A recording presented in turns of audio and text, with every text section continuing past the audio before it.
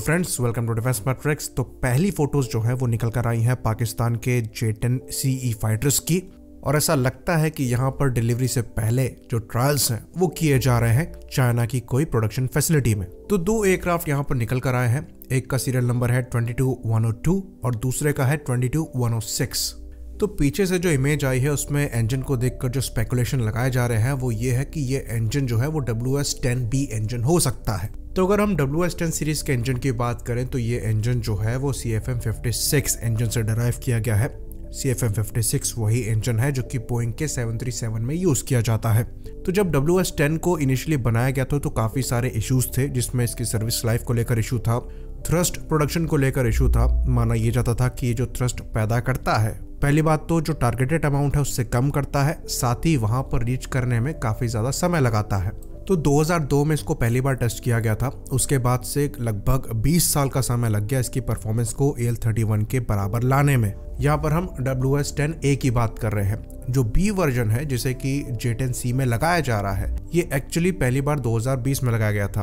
तो अब ये इंजन कितना मैच्योर हुआ है ये तो सर्विस के बाद ही पता लगेगा, लेकिन ये बात साफ है कि यहाँ पर जो रशियन AL-31 है वो नहीं दिए जा रहे हैं, तो रशिया से किसी तरह की परमिशन लेने की जो रिक्वायरमेंट है वो नहीं रहेगी। तो इसमें दो तरीके से चीजें प्ले कर सकती हैं। पहला, ये देखने वाली बात होगी कि इंजन की परफॉर्मेंस कैसी होती है। दूसरा, इसकी मेंटेनेंस कैसी है। ऑल्दो ये चीजें बाहर आएंगी, इसके चांसेस काफी कम ही नजर आते हैं। बाकी एक्सपोर्ट वर्जन होगा इस एयरक्राफ्ट का। शेख रशीद साहब ने यहाँ पर कहा था कि करीबन 25 एयरक्राफ्ट इनकी रिपब्लिक डे परेड में, जो कि होती है 23 मार्च को, तो ये फरवरी आधा खत्म हो चुका है और 2 ही एयरक्राफ्ट यहाँ पर दिख रहे हैं। तो ये हाईली अनलाइकली लगता है कि 25 एयरक्राफ्ट जो है वो फ्लाई पास्ट कर पाएंगे 1 महीने के अंदर। कुछ रिपोर्ट्स ये भी सजेस्ट करती हैं कि ये जो एयरक्राफ्ट हैं ये 25 से 36 तक जा सकते हैं। ऑल्दो कैपेबिलिटी वाइज डेफिनेटली एक बूस्ट मिलेगा पाकिस्तान एयरफोर्स को, क्योंकि ये एयरक्राफ्ट ज्यादा कैपेबल होंगे उनकी सर्विस में जो F-16s हैं, JF-17s हैं, मिराजेस हैं, उनके कंपैरिजन में। तो ये एयरक्राफ्ट AES से रडार के साथ आएगा, जो कि पाकिस्तान की सर्विस में सबसे पावरफुल फाइटर में लगा AES से रडार होगा। दूसरा, ये ज्यादा अमाउंट में PL-15 मिसाइल को कैरी करने में सक्षम होगा।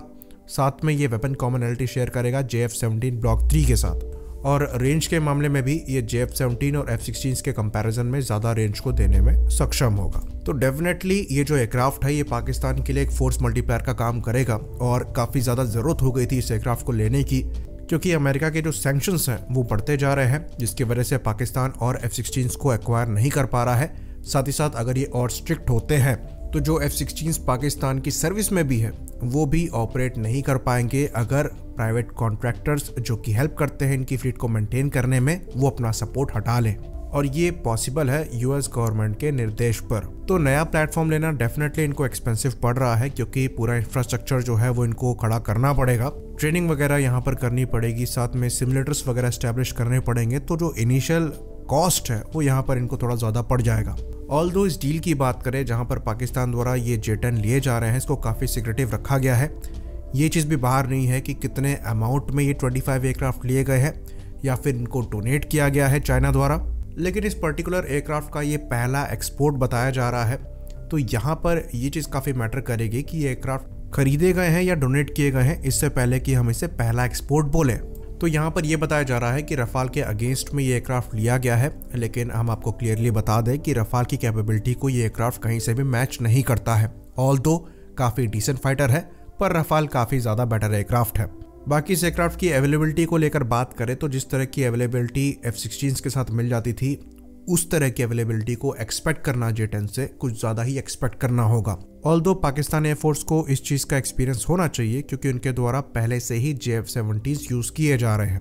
तो अगर इस फोटो को हम देखें, बहुत ज्यादा क्लियर नहीं है, कोई एक्स्ट्रा सेंसर्स वगैरह नजर नहीं आ रहे हैं। तो फोटो को देखकर हम ये नहीं बता सकते कि यहाँ पर क्या क्या सेंसर्स हो सकते हैं, या फिर हम इसको चाइनीज J-10C से कंपेयर करें। तो फिलहाल के लिए जो अवेलेबल फोटोग्राफ्स है उससे ये पॉसिबल नहीं होगा। हमें फर्दर वेट करना पड़ेगा और ज्यादा क्लियर फोटो के आने का, उसके बाद इस पर हम डिटेल में बात करेंगे। इसी बात पर हम इस वीडियो को खत्म करेंगे। लाइक करिए, सब्सक्राइब करिए। जय हिंद।